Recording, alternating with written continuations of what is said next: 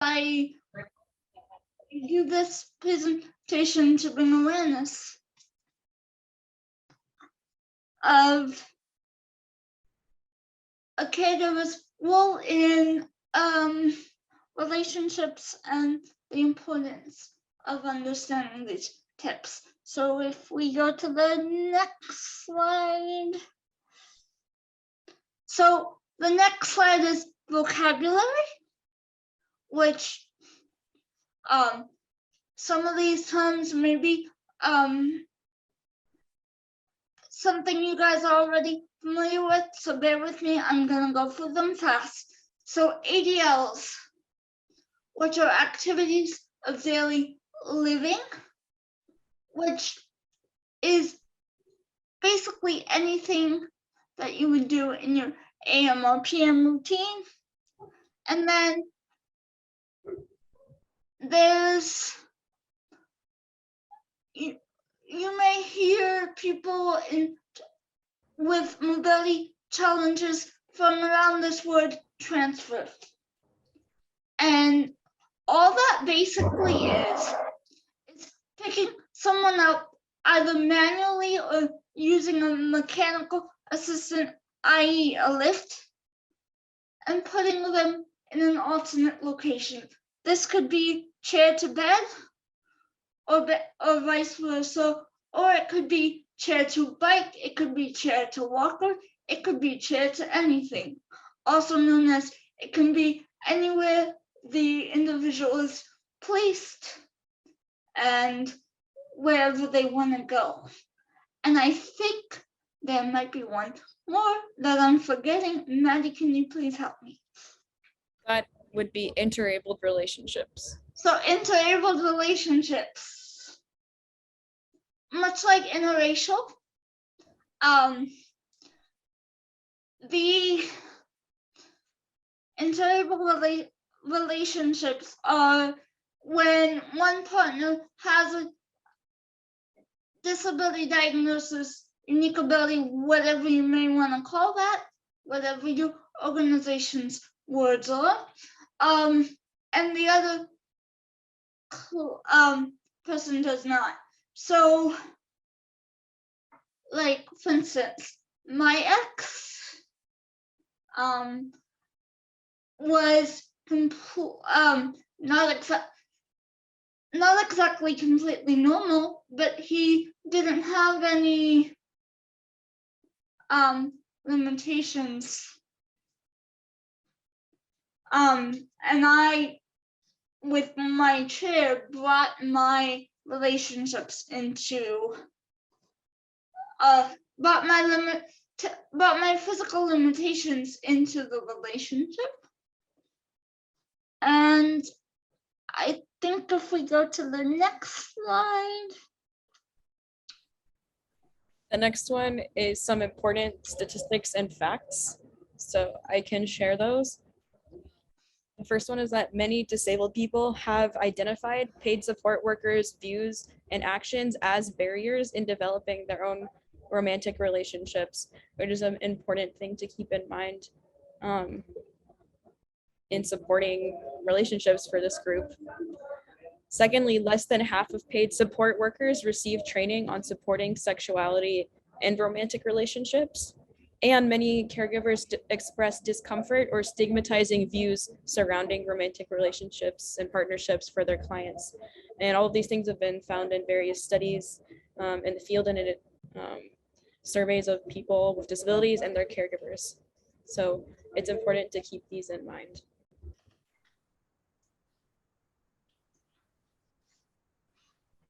The next one says that caregivers can make or break relationships.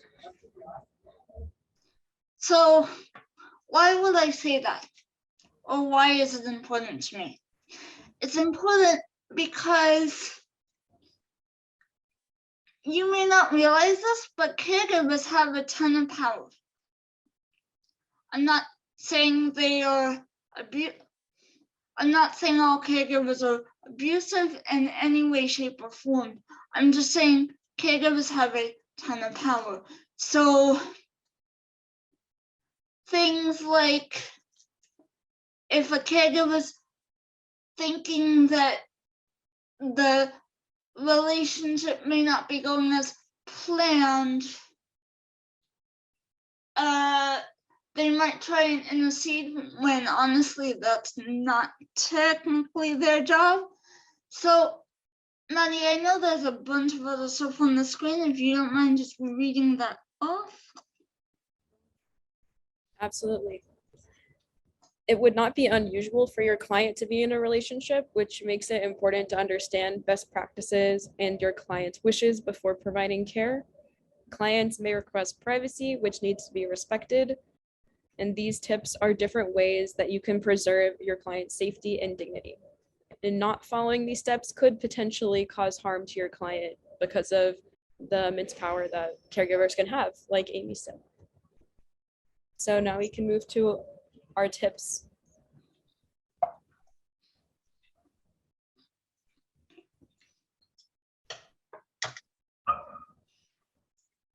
So we've heard the statistics and we've heard what can happen if it doesn't work out, but now let's get into some tips as to how you can help maybe prevent some of this from happening to someone that you might serve or work with in the future. Maddie's gonna go ahead and read the tips out loud, and then I'm gonna share some stories. Great. The first one says, remember that people with disabilities have just as much interest in romantic and sexual relationships as anyone else. So in my own life, I have noticed that when I start expressing interest in a partner, people kind of look at me funny, as if I'm not supposed to have that interest. And I am very lucky and grateful now because I have a great team of people around me, but in the past it's really caused some discomfort for me and for the caregivers around me, because sometimes my caregivers don't always know how to react when a member of the public is approaching me in a funny way, because I'm with my boyfriend at the time. So things like, people used to assume my then boyfriend was my nurse or my brother. Very rarely would they ever assume that he was actually a romantic partner in this dynamic that we had. So if we go to the next one.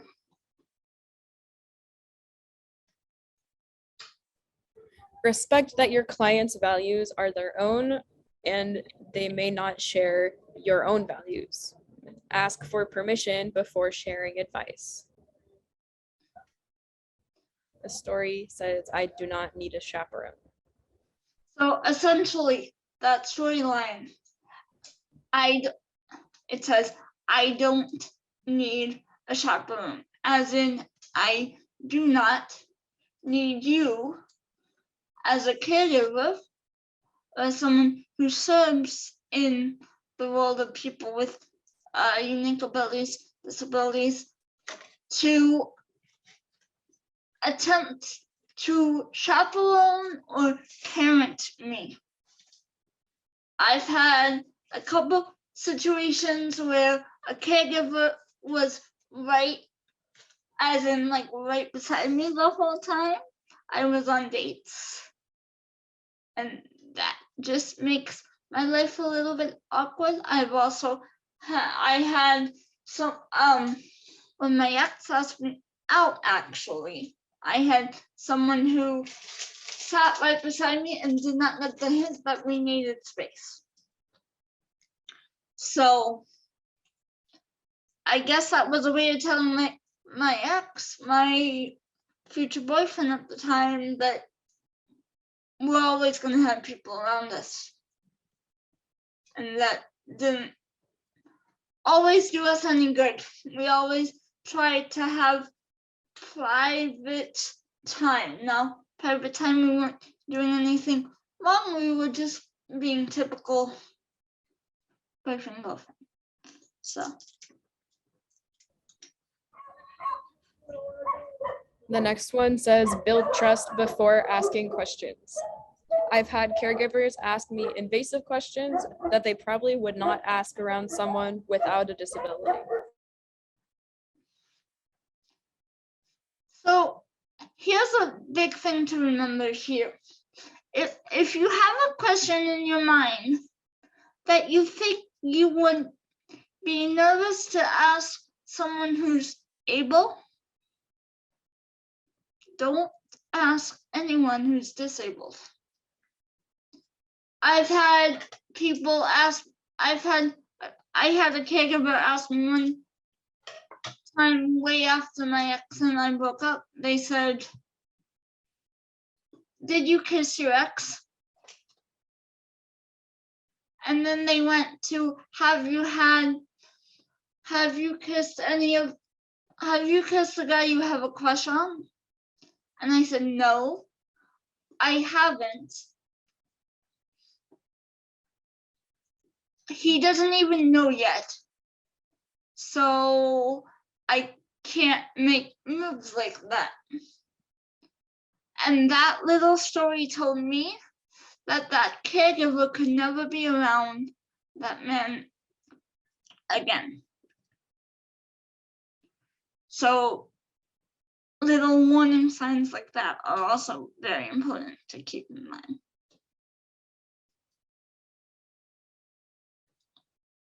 If we keep going. Yep. The next one says, give your client space for privacy and intimacy when they're in a relationship. Respect when clients ask for space and privacy. If we ask for space, there's a reason. And unless it's a violation of safety, there's no reason we can't have it. So some people are just not so professional about certain aspects of it. You can always, like, there'd be people that I'd ask for space and they'd go, why? And I'd be like, because I'm in a relationship, I'm fully functioning. This is my life, and you're impeding. And this will play into another tip that we have, and I think, I can't remember the order, but I think it's coming up very soon. Great. And another story for that one was caregivers standing next to me when I got asked out. So I think I shared that one. Yeah. So this is just another example of giving your client space for privacy. Yeah, I'm just, I don't know if you guys can tell, I'm kind of improvising here. The next one says, remember to not make assumptions about your client's life. You only see what's going on in your client's relationship within your shift. I've had caregivers claim or announce to me that they think my ex wasn't spending enough time with me. And they said, oh, he's always working. Why is he always working? And I said, because he has to. He wants to build a future. It is what it is. What I didn't have the words for then, which I have the words for now is that thinking that a boyfriend isn't spending enough time with your client is really none of your business. And just to give you some insight on that, I told my ex that. I explained it to him, and he's like, well, what do you think? And I said, well, the caregiver thinks this. And he said, I don't care what the caregiver thinks. What do you think? To be honest, I didn't know how to respond. He wasn't aggressive about it. He just was asking an honest question. But it's things like that where I have to be the middle person between my significant other and my caregiver. Those are the times where caregivers can really make a break.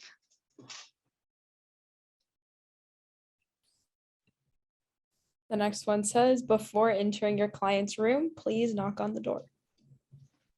This seems like common sense. And if you're nodding your head thinking, why does she even have to put this in a presentation? There are reasons for it.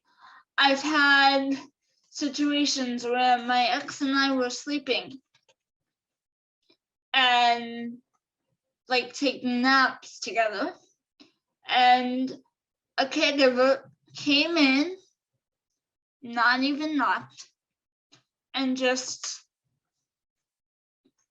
basically said, hello, how are you guys? Woke us both up, scared my ex out of his mind, and said, oh, I'm sorry. And I'm like, my ex was so kind. He was like, oh, that's okay, that's okay. We were waking up anyway. I was still half asleep. He, ever since that day, we always had to set alarms for before the caregivers came, because we didn't want to deal with that embarrassment again. But what if a caregiver came early? Please knock on doors.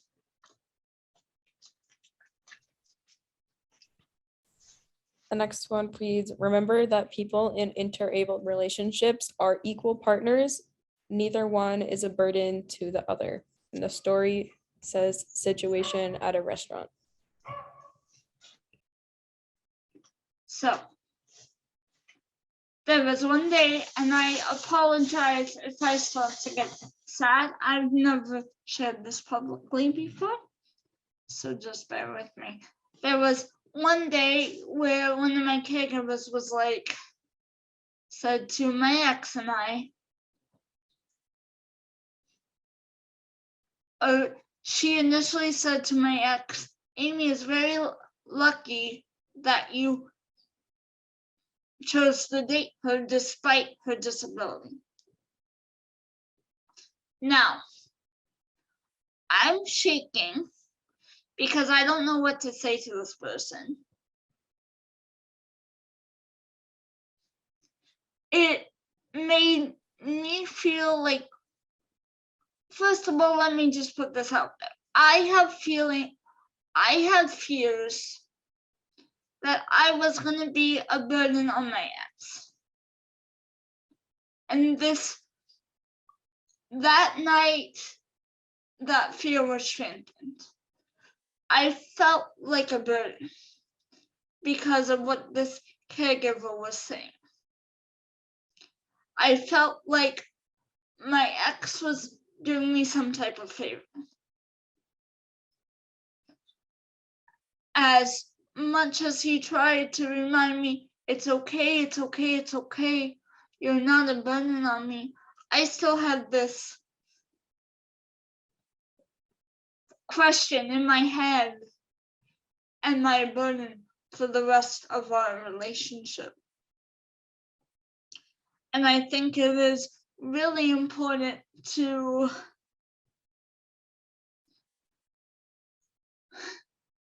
admit to myself and to other people, there may be times where people with disabilities feel like a burden. But if your clients ever come to you, if the people you serve ever come to you and say, hey, I feel like a burden because of my disability, try your best to say, no, you are not a burden. They might go into, you don't live my life, you don't understand, which is a very common thread. But if you do get that client that feels like a burden, refer them to this presentation, please. Because I never want anybody to have to go through what I went through, because that was really hard. So if we can go to the next slide. Remember that ultimately the client is the one who decides who assists them in the activities of daily living. Sometimes this could be a partner. The story says, I wish I could have prevented that fall. So,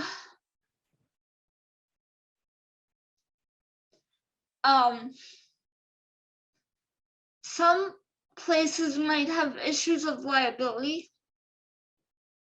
when it comes to, here's one of our vocabulary words, when it comes to transferring me onto a toilet or transferring me in order to help me carry out my ADLs. I had a situation at a facility where I had to go to the bathroom really bad. And this is kind of embarrassing to put out there, but I had to go to the bathroom really bad. And one of the staff tried to help me. And just to give you guys some context here, once I take the seatbelts off, I know you can't see them because we're on Zoom. Once I take the seatbelts off that I wear to protect me, I have a seatbelt and I also have foot straps on. But once you take those off and take my foot plate off, I am completely dependent upon you. So the individual tried to transfer me and I felt myself sliding.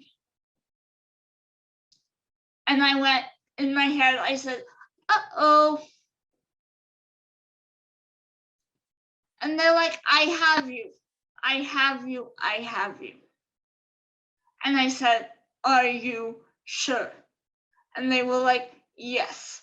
And then they're like, a couple minutes later, they go, oh my goodness, you're sliding.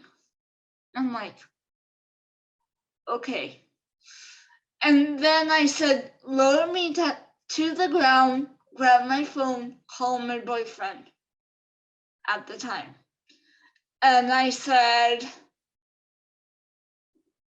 and he didn't answer because his phone was on silent. That's not his fault. But I had told them, I was like, you know what? We need to call. And I said, I need you to do whatever you have to do to get his attention because I am physically on the ground right now. So the easiest way to prevent that fall would have been for that staff member to openly admit before she was set up to transfer me, hey, Amy, I don't think I can do this. I'm gonna call your boyfriend or whoever is trained to handle that individual in before anything happens. And yes, I was scared. But luckily I've taught transfers my whole life, so I can pretty much guide people through them. So I was able to help them. I was able to help guide them so that they could put me down on the floor as if my seat was my backrest. So I was basically on the floor with my legs straight ahead of me, with my back up against my chair, just sitting there. The look on my ex's face was priceless when he saw where I was sitting. But if we can go on the next slide. Make sure that your caregiving responsibilities are completed whether or not a partner is present. Story of the phone call. Story of the what? Phone call. So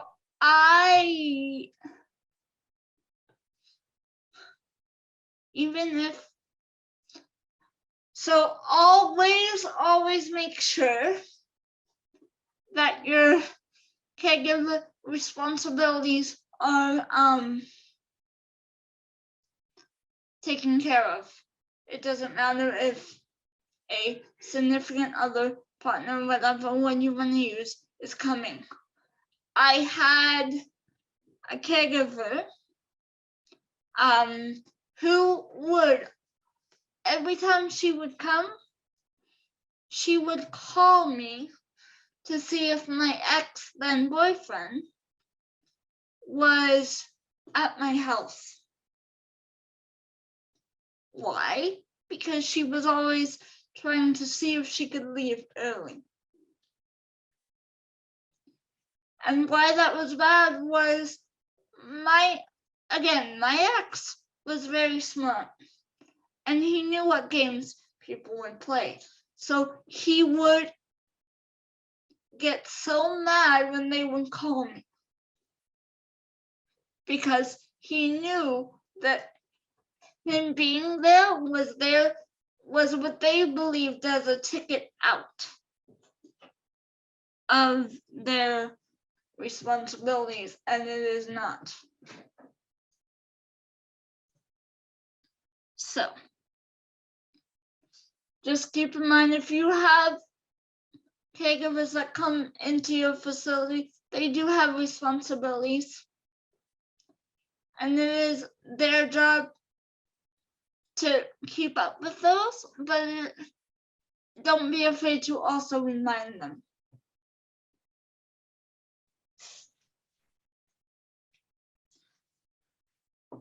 So this is a big, long one. So Maddie, do you mind reading this for me?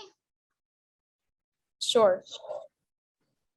It's a summary of the points up till now that says, remember to encourage your clients' desires and allow them to express interest in having a partner. Remind them that they are worthy of relationships and it is possible for people with disabilities. I can't tell you how many times I've heard people talk about, am I a worthy partner despite my disability? And that's really painful for me to hear that. Because I know it's possible. I've had it. Personally, I don't know when I'm going to get it back, but I know it's possible. So if we go to, is the next one the pictures? Yep. Yes. So here are some YouTubers that I like to follow, subscribe to, whatever the word is these days. They are obligates for those with disabilities. And there are some interabled couples on here that do a great job of just documenting their life. Their life is primarily on the, like, most of their life is on the internet, and I can't imagine what type of comments they get just because of people's stereotypes that they have against interabled couples. But if you have a chance, I would love it if you would go and find some of these people on YouTube and follow them, subscribe to them, because they do great work.